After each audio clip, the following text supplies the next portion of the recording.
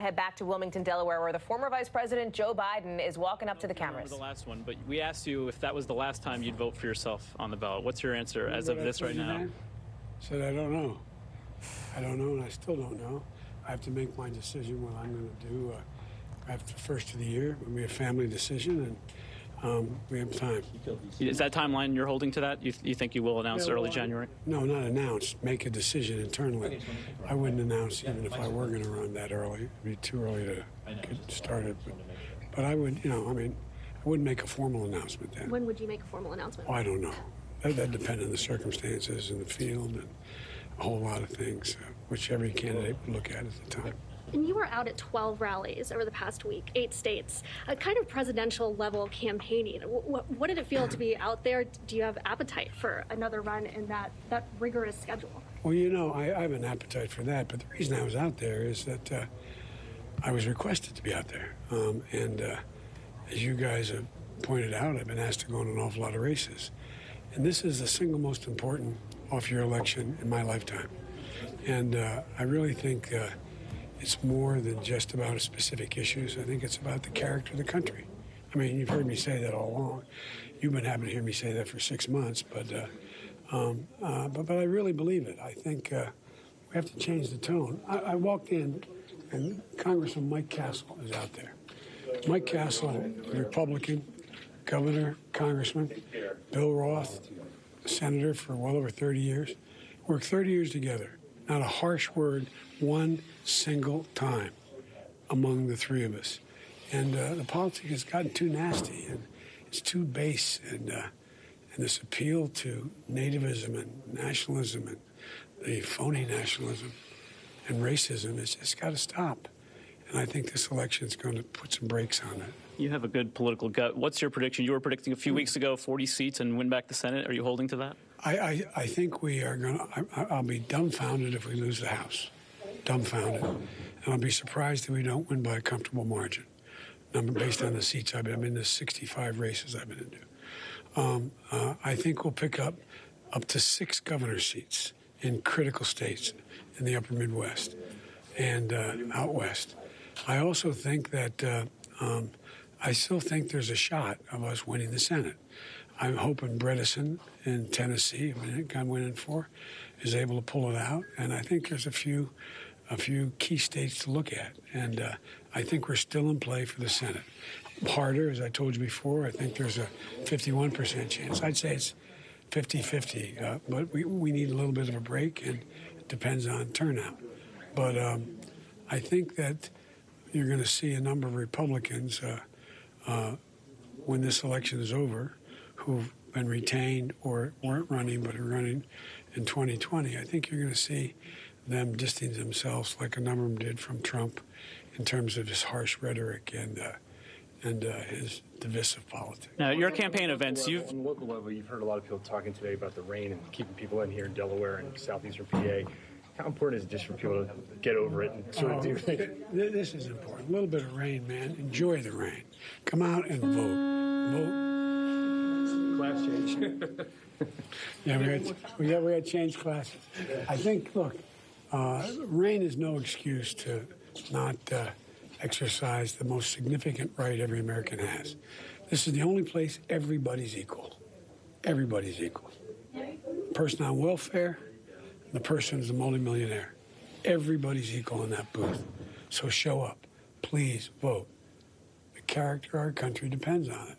That's what's on the ballot today. The character of our country. Mr. Vice President, your campaign events, you did something a lot of Democrats don't do, and that's be critical of Democrats. You said, I don't think we've done enough to show who we are, not just talk about who Trump is. Well, do you think Democrats have begun to find that message? Oh, I do. And I think, presumption me to say this, my guess is most of you serious press people have too, is that they're talking about the things that affect working class and middle class people.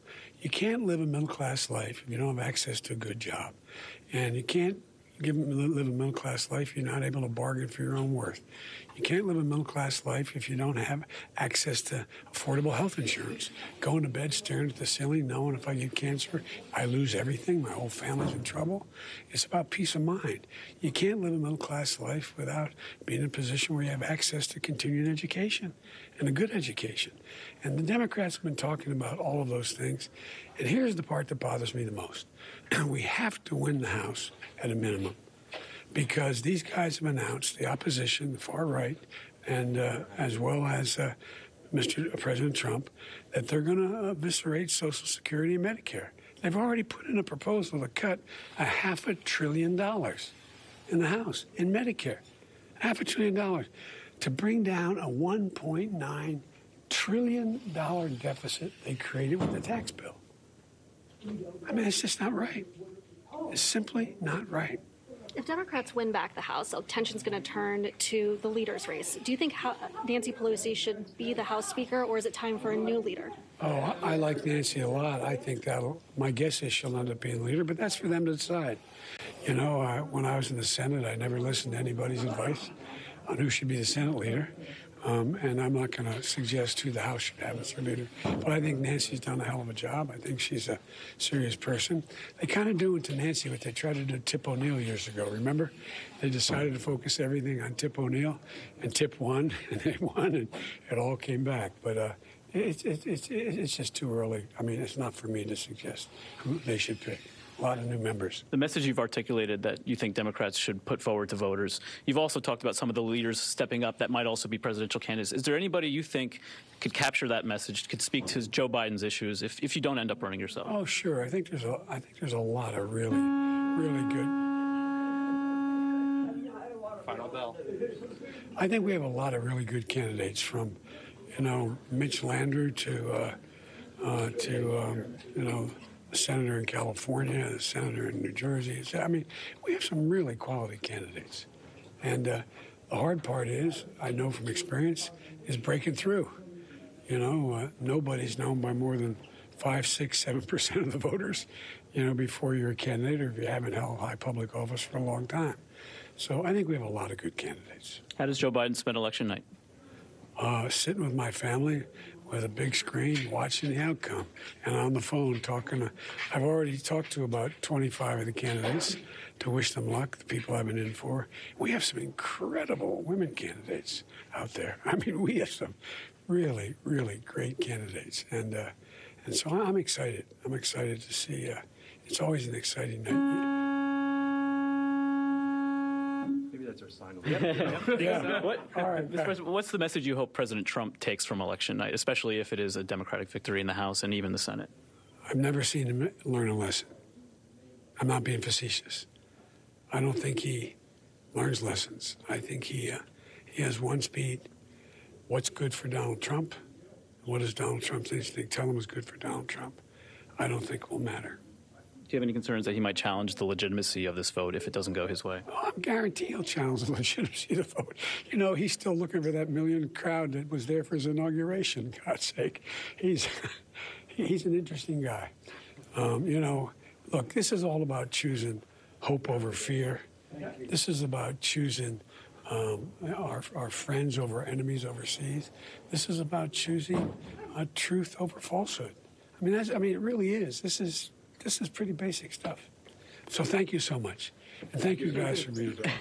Thanks, Mr. Vice President. Good to see you. Good to see you. Thanks. You get the impression the former vice president could have gone on another hour or so as Joe Biden casts his ballot in Wilmington, Delaware, looking directly into the camera with a single message: vote. Looking ahead not just to 2018 today, but to 2020, saying he will make his announcement on whether to run for president after the first of the year. Whatever happens tonight, history will be made. There are a ton of opportunities.